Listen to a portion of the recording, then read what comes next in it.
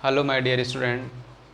आज का जो हमारा टॉपिक है, आज हम क्या समझेंगे, एक्सपोनेंट एंड पावर। ठीक है, आज का जो टॉपिक है हमारा एक्सपोनेंट एंड पावर क्लास 8। ठीक है, इसमें अभी हम क्या से देखेंगे, बेसिक। ठीक है, बेसिक देखेंगे। देखो बेसिक में आपके एक्सपोनेंट एंड पावर, सपोज करो आपने लिखा ए और इस पे लिखा एम ऊपर में। ठीक है, तो देखो ये जो है आपका, ये क्या कहलाता है आपका, बेस। क्या? बेस। हिंदी में इसको बोलते हैं आधार। अगर आप हिंदी मीडियम से हो तो आपके लिए हिंदी भी मैं लिख दे रहा हूँ, जो भी आपका मीनिंग है। ये है आपका बेस और ये है आपका एक्सपोनेंट। क्या? एक्सपोनेंट। ठीक है, ए हो गया बेस, एम हो गया आपका एक्सपोनेंट। अब देखो लॉ ऑफ एक्सपोनेंट। ठीक, लॉ ऑफ एक्सपोनेंट। अगर ए है यानी बेस आपका ए है और इसके पावर माइनस एम है। ठीक है, अब जब आप इसको सिंपल फॉर्म में लिखोगे, कैसे रीड करते हैं, ए के पावर माइनस एम। ठीक है, जब आप इसको सिंपल फॉर्म में लिखोगे तो 1 ए के पावर एम। ठीक है, ये हो गया। अब इसका जस्ट अपोजिट समझ लो। सपोज करो आपके पास 1 ए के पावर एन है। ठीक है, ए के पावर एन, 1 ए के पावर एन है। तो जब इसको अगेन सिंपल फॉर्म में लिखोगे, ठीक है, तो ये क्या हो जाएगा, ए के पावर माइनस एन। यानी कि साइन आपको चेंज कर देना है। ठीक है, साइन क्या करना है, चेंज कर देना है। जैसे देखो माइनस एम था, नीचे आ गया प्लस एम हो गया। अब 1 ए के पावर प्लस एन है, ऊपर गया तो माइनस हो गया। ठीक है, आया समझ में। अब इसके रूल देखो, कुछ रूल्स हैं जो कि एक्सपोनेंट और पावर समझने के लिए इम्पोर्टेंट है। ठीक है, देखो जब बेस सेम हो आपके, क्या बेस सेम हो, जैसे देखो आप ए के पावर एम और ए के पावर एन। ठीक है, अब देखो बेस आपके क्या है, सेम है, और ये जो डॉट दिख रहा है ये आपका किसका चिन्ह है, मल्टीप्लाई का। किसका? गुणा का, मल्टीप्लाई का। तो इसके जो पावर होते हैं वो क्या हो जाएंगे आपके, ऐड हो जाएंगे। ठीक है, क्या? ऐड। तो ए के पावर एम प्लस एन।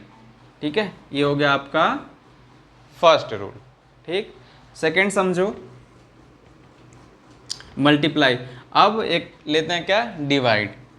ए के पावर एम और ए के पावर एन। ठीक, तो डिवाइड में क्या हो जाते हैं आपके जो पावर्स होते हैं वो क्या हो जाएंगे, सब्ट्रैक्ट। ए के पावर एम माइनस एन। ठीक, आगे समझ में। ठीक, देखो अब थर्ड देखो, होगा कि पावर पे पावर होगा। ठीक है, क्या? पावर पे पावर। जैसे देखो ए के पावर एम के पावर एन।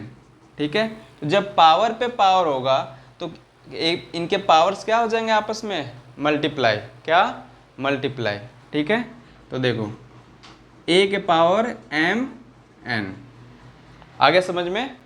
ठीक है, अब और देखो इसके रूल, और देखो अब क्या करते हैं कि अभी तक आपने देखा कि ये बेस सभी के क्या थे, सेम थे। ठीक है, अब बेस को क्या करते हैं, डिफरेंट। ठीक है, बेस को डिफरेंट और पावर को सेम। जैसे देखो ए के पावर एम, ये कौन सा रूल आपका, फोर्थ। ठीक है, ए के पावर एम और बी के पावर एम। ठीक है, अब देख रहे हो कि इनके बेस क्या है आपके, डिफरेंट है, और पावर क्या है, सेम। ठीक है, तो आप इन दोनों को साथ में लिख सकते हो। कैसे? ए बी के होल्ड पावर एम। आया समझ में? आ गया। अब देखो रूल नंबर 5। ठीक है,